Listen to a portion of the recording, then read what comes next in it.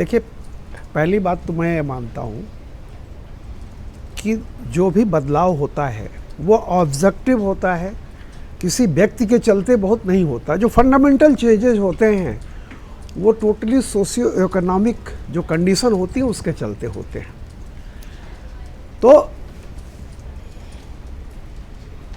जिस स्थिति में आज हम हैं, मैं विज्ञान का एक छोटा सा चीज़ कहता हूँ।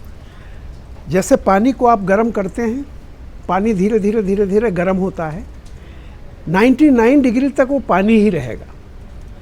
सडनली 100 डिग्री पर भाप बनता है। तो दो चीज़ें होती हैं, quantitative change and qualitative change. Qualitative change दिखता है, क्वांटिटेटिव चेंज लोग सोचते हैं पानी है, पानी ही है। हम आज की जिस अवस्था में हैं वहाँ पे एक दुनिया के क्वालिटेटिव चेंज से गुजर रही है। सेकेंड वर्ल्ड वार के बाद से अब तक, सेकेंड वर्ल्ड वार में पूरा यूरोप बर्बाद हो चुका था। सेकेंड वर्ल्ड वार से लेकर के अब तक सिर्फ यूरोप और यूनाइटेड स्टेट्स, जिससे आप कह लीजिए कि ज़्यादातर एक वर्चस्व रहा इन लोगों का, और पूरी प्रगति, क्योंकि बाकी दुनिया पिछड़ी हुई थी। रॉ मटेरियल, चाहे चिली से साल्वाडोर आलेंदे को हत्या कर दी गई क्योंकि उन्होंने तांबे की खानों का राष्ट्रीयकरण किया था। तो कुल मिलाकर, लेकिन धीरे धीरे क्या होता है, टेक्नोलॉजी किसी की बपौती नहीं है। आप टेक्नोलॉजी आपने ईजाद की, प्रोडक्ट आप बनाएंगे, प्रोडक्ट आप रख नहीं सकते, प्रोडक्ट जाएगा तो रिवर्स इंजीनियरिंग करके दुनिया में फैलेगी। आज की तारीख में 4% की आबादी वाला एक मुल्क 96% को डिक्टेट करना चाहता है, अमेरिका, जो असंभव है। 4.2% पॉपुलेशन है यूएस की। अब धीरे धीरे क्या है कि जो उसके अंदर यूरोप उसका दास था, पूरी दुनिया थी, अब वो दरक रहा है। और दरक इसलिए रहा है कि ऑब्जेक्टिव कंडीशंस, आज हम 6.5% जीडीपी से ग्रोथ कर रहे हैं, सडनली नहीं हो रहा है। आईएमएफ और ये लोग कह रहे हैं कि हिंदुस्तान आने वाले समय में, आज की तारीख में एक वो अमेरिकी उसने कहा है कि फास्टेस्ट ग्रोइंग इकोनॉमी है और आप इसको रोक नहीं सकते हो। ये किसी व्यक्ति के नाते नहीं रुकेगा हमारा विकास। अब क्या है कि जो अब तक जिसका प्रभुत्व रहा है, जब वो खिसकने लगता है तो वो हाथ पैर मारता है। अभी अभी ट्रंप ने कह दिया है कि पुतिन अगर नहीं मानते हैं तो भयानक होगा। तो जो आज की तारीख में हम इतने अनसर्टन वर्ल्ड में रह रहे हैं, हमने, मैं 72 साल 73 साल की अपनी अवस्था में इतना बड़ा क्वालिटेटिव चेंज होते नहीं देखा था।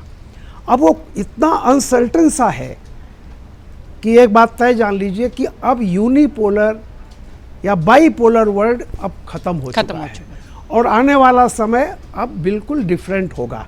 इसमें बहुत सारी टैक्टिक्स चलेंगी, बहुत सारे। अब देखिए, कल तक ये होता था, हम ही लोग मानते थे कि चाइना हमारा इतना बड़ा दुश्मन है, फलाना है। आज RIC की जब बात चल रही है तो हम भी दबे वो हैं। तो मेरा ये कहना है कि ये परमानेंट दोस्त और दुश्मनी ये व्यक्ति की चाहत नहीं होती, ये ऑब्जेक्टिव कंडीशंस उसको मजबूर करती हैं।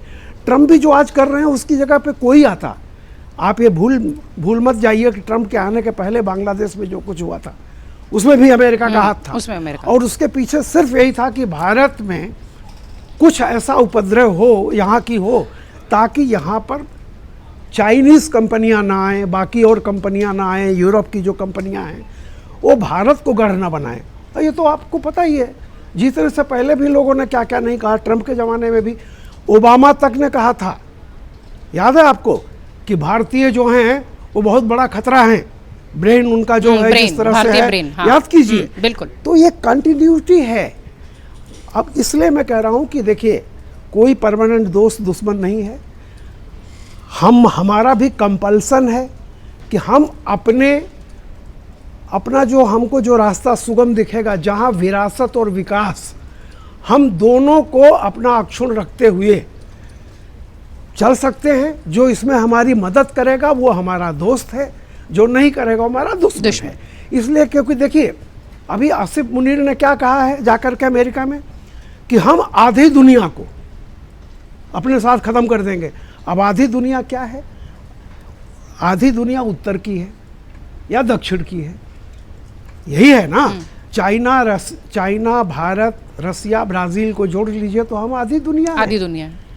तो सवाल इस बात का है, या अगर हम साउथ ग्लोबल जिसको कह लीजिए, नॉर्थ ग्लोबल, किसके लिए बात कर रहा है? तो मैं ये कह रहा हूँ कि आज की तारीख में अभी इतनी जल्दबाजी में है, चाइना कैसे पाकिस्तान को छोड़ देगा, हम कैसे उसका दामन पकड़ लेंगे, लेकिन एक मजबूरी है। अगर आप ये वीडियो YouTube पर देख रहे हैं तो हमारे चैनल को सब्सक्राइब कर बेल आइकन दबाएं और Facebook पर देख रहे हैं तो हमारे पेज को लाइक करें।